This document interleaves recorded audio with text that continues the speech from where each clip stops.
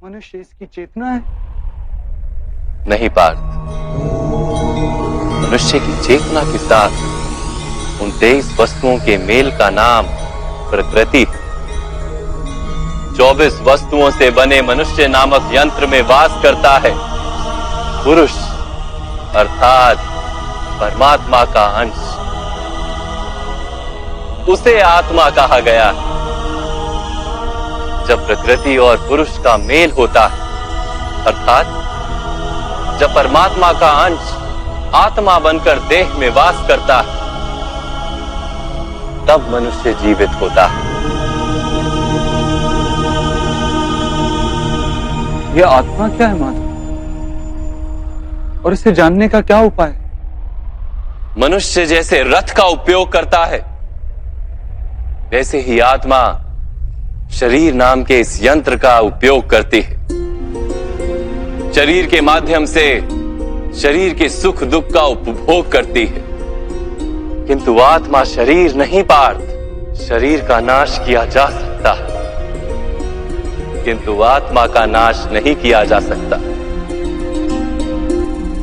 नैनं छिन्दन्ति शस्त्राणि नैनं दहति पावका न चैनं क्लेदयन्त्यापो न शोष्यति मारुता। आत्मा ना शस्त्रों से छेदी जा सकती है और ना ही अग्नि से जलाई जा सकती है। ना जल उसे निर्बल कर सकता है और ना ही पवन उसे सुखा सकती है। आत्मा शरीर में रहते हुए भी अमर है।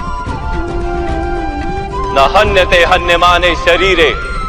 पार्थ, शरीर की हत्या की जा सकती है, किंतु आत्मा की हत्या नहीं की जा सकती। आत्मा तो सर्वव्यापी है, अचल है, स्थिर है, सनातन है। पुराना वस्त्र त्याग कर जैसे मनुष्य नया वस्त्र धारण करता है, वैसे ही आत्मा पुराना शरीर छोड़कर बार बार नया शरीर धारण करती है। परंतु माधव, मैं तो जगत का अनुभव अपने शरीर के माध्यम से ही करता हूं। स्वयं को देह न जानकर मैं आत्मा कैसे जान सकता हूं? स्वयं को आत्मा के रूप में जानना असंभव भी नहीं पार्थ। अंध भी जीते हैं, गूंगे भी जीते हैं, जिनके पास हाथ पैर नहीं होते वो भी जीते हैं। स्पष्ट कि शरीर मनुष्य नहीं, जिसकी चेतना चली जाती है, जिसे मूर्छा आ जाती है, वो भी जीवित रहता है। इसलिए स्पष्ट है कि मनुष्य का चेतन तत्व वो भी शरीर नहीं। इसी प्रकार जो व्यक्ति अपने भीतर खोज करता है, मैं इंद्रियां नहीं, शरीर नहीं, भावनाएं नहीं, विचार नहीं, ज्ञान भी मैं नहीं, जो ये समझता जाता है, वो अंत में स्वयं को आत्मा के रूप में जान ही लेता है।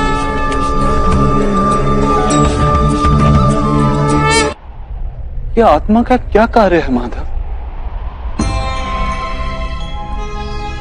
जब पर ब्रह्म के भाग हुए, पुरुष तथा प्रकृति बने, तब पुरुष अर्थात परमात्मा के अंश ने आत्मा बनकर प्रकृति की प्रत्येक वस्तु में वास किया।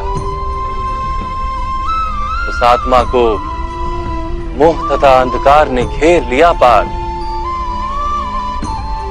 उस मोह निद्रा से जागृत होकर स्वयं को परमात्मा का अंश जानना ही आत्मा का कर्तव्य, उद्देश्य और जीवन कार्य। परंतु माधव, यदि हर आत्मा परमात्मा का अंश है, तो क्या उन्नति और अवगति स्वयं परमात्मा कर रहे? जिस प्रकार कीचड़ में पड़ा रत्न चमकता नहीं, वैसे ही प्रकृति के 24 पदार्थों से घिरी आत्मा को विस्मरण हो जाता है कि वो परमात्मा का अंश है। अधिकतर आत्माएं अपनी देह को ही सब कुछ मानती हैं, स्वयं देह से भिन्न है, ये जान ही नहीं पाती। शरीर को जो सुख दुख स्वाद गंध आदि का अनुभव होता है उसे अपना अनुभव मान लेती है और बदलाव का प्रयास ही नहीं करती।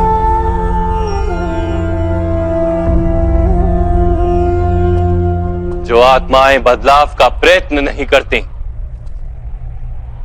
निरंतर अधर्म करती रहती हैं, उन्हें जागृत करने के लिए दंड देना अनिवार्य है।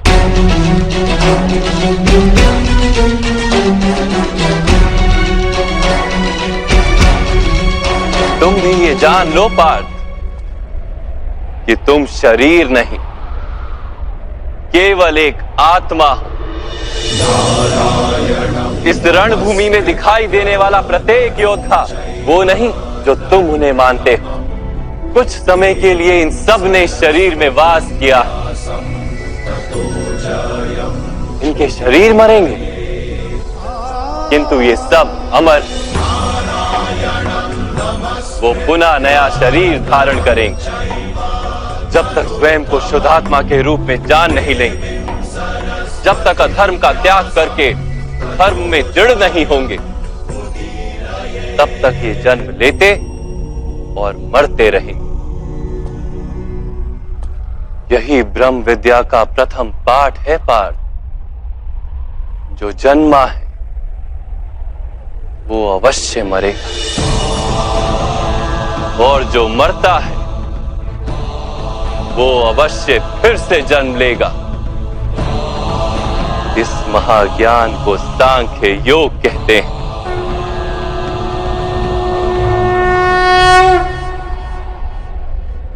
धर्म और अधर्म क्या है माधव? जिस मार्ग पर चलकर मनुष्य स्वयं को आत्मा के रूप में देखता है, परमात्मा के अंश के रूप में स्वयं को जानता है, उस मार्ग को धर्म कहते हैं।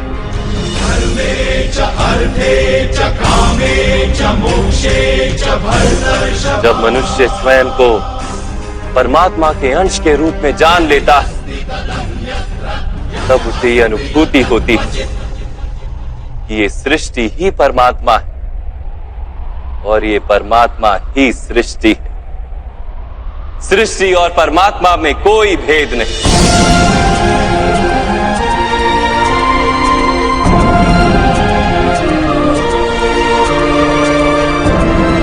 जो मनुष्य ये जान लेता है वो दूसरे मनुष्यों और प्राणियों की ओर निर्दयी और कठोर नहीं होता। वो ये जानता है कि जीव कटने से पीड़ा केवल जीव को नहीं होती, उसकी अनुभूति समग्र शरीर को होती है। वैसे एक मनुष्य को पीड़ा होती है तो समग्र संसार उस पीड़ा का अनुभव करता है। जब तक संसार में एक मनुष्य भी पीड़ित है, तब तक वास्तव में किसी का भी सुख संपूर्ण नहीं। जानने पर मनुष्य का मन करुणा से भर जाए, उसे धर्म कहते हैं।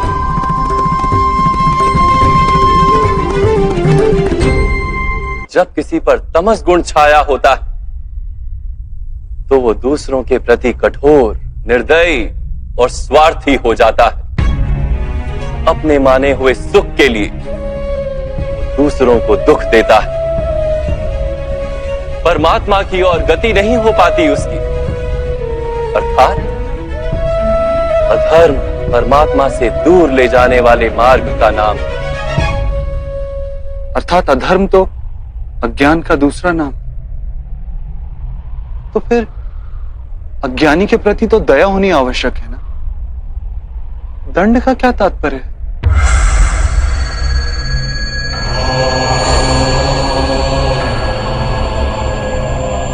ज्ञानी जब ज्ञान का मूल्य जानने को सजना, ज्ञान पर दृष्टि डालने को भी सजना,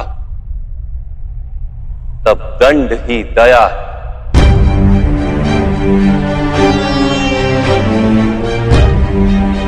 उसके प्रति भी और दूसरों के प्रति भी।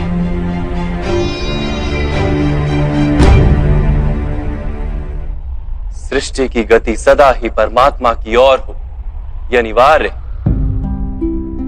किंतु कभी कभी ऐसी स्थिति उत्पन्न हो जाती कि अज्ञान, मोह और अधर्म बढ़ जाता है। संसार से धर्म लुप्त हो जाने का भय उत्पन्न हो जाता है। संसार से जब धर्म लुप्त हो जाता है, करुणा भी नष्ट हो जाती है और सत्य भी नष्ट हो जाता है। आने वाली पीढ़ियों को धर्म प्राप्त हो सके, इसके लिए आज अधर्मियों का नाश करके धर्म की पुनः स्थापना करना अनिवार्य है। कथा संग्राम की, विश्व के कल्याण की। आज भी ऐसी ही स्थिति है पार्थ, और धर्म स्थापना का कर्तव्य तुम्हारा है। इसलिए निर्बलता का त्याग करो और इस युद्ध के लिए सज हो जाओ, और इस युद्ध के लिए सज हो जाओ, युद्ध के लिए सज हो जाओ।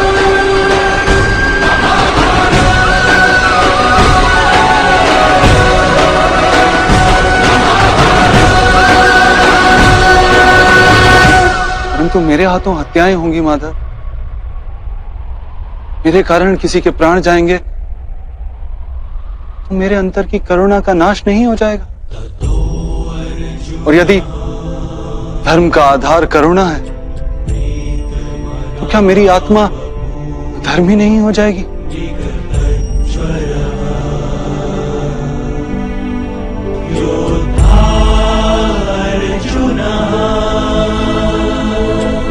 कर्म का बंधन अवश्य निर्मित होता है, किंतु कार्य का बंधन निर्मित नहीं होता पार्थ। तुम्हें कर्म और कार्य के बीच क्या भेद है, ये जानना आवश्यक है। सभी कर्म कार्य है, किंतु सभी कार्य कर्म नहीं। कर्म उस कार्य को कहते हैं जिसके साथ फल की आशा जुड़ी। मनुष्य जब भी सुख की, संपत्ति, प्रशंसा की आशा रखकर कोई कार्य करता है तो वो उस कार्य के फल से बंध जाता है। जब किसी कर्म को फल की आशा से किया जाए तो उसे सकाम कर्म योग कहते हैं, और जब किसी कर्म को बिना किसी फल की आशा से किया जाए तो उसे निष्काम कर्म योग कहते हैं। इसी कारण से उसे बार बार जन्म लेना पड़ता है। वास्तव में मनुष्य को कोई कर्म नहीं बांधता, उस कर्म से जुड़ी आशाएं उसे बांधती।